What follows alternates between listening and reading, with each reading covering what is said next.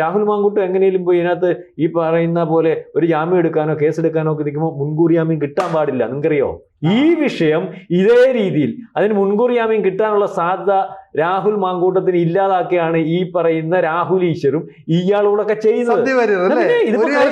ഒരു കാരണവശാലും കിട്ടരുത്. ഇതിപ്പോ ക്ലെയിം ആയിട്ട് ഒരു പ്രധാനപ്പെട്ട വക്കീലാണ് ശ്രീജിത്ത് പെരുമന എന്ന് പറയുന്നത്. അദ്ദേഹം പറഞ്ഞിരിക്കുന്ന ആക്ഷേപമാണിത്. അതായത് ഒരു വിഷയത്തിനകത്ത് അത് ചർച്ച ചെയ്യാൻ വെക്കുമ്പോൾ ഇതിനകത്ത് ഏറ്റവും പ്രശ്നമുള്ള ഒരു കേസാണല്ലോ, ക്ലെയിം ഉള്ള ഒരു കേസാണല്ലോ.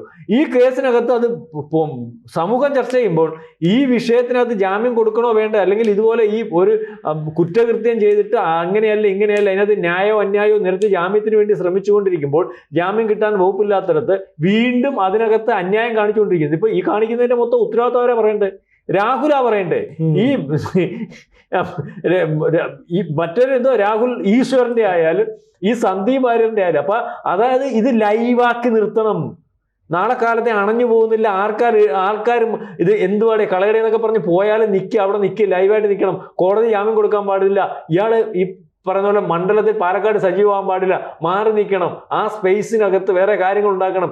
ഇതിന്റെ കെയർ ഓഫിൽ ഒരു പക്ഷേ ഈ വിഷയം ഹൈലൈറ്റ് ചെയ്യുന്നതിന് വേണ്ടി കോൺഗ്രസിനകത്ത് ശ്രമിക്കുന്ന ആൾക്കാരുടെ ഭാഗമായിട്ട് നിന്നുകൊണ്ടുള്ള പണിയാണോ ഈ പറയുന്ന സന്ദീപ് വാര്യർ നടത്തുന്നത് നമ്മൾ വിചാരിക്കേണ്ടത്. കാരണം ആ പണിയാണല്ലോ നേരത്തെ BJPക്കകത്ത് ഇയാൾ നടത്തിയത്.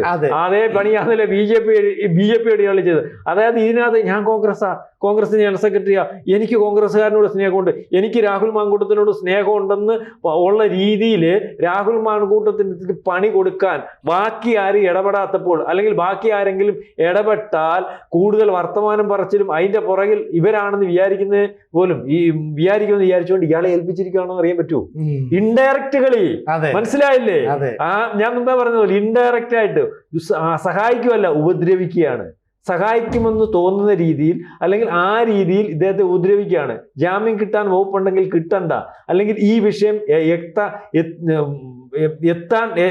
എത്തേണ്ടാത്തടത്ത് അല്ലെങ്കിൽ എവിടൊക്കെ എത്താമോ അവിടൊക്കെ എത്തിക്കുക, അതായത് വഷളാക്കുക എന്നുള്ളതാണ് അദ്ദേഹത്തിന്റെ പണി എന്നാണ് നമുക്ക് മനസ്സിലാവുന്നത്. അതായത് പാലക്കാട് സീറ്റ് തന്നെയാണ് അദ്ദേഹത്തിന്റെ ഉദ്ദേശം.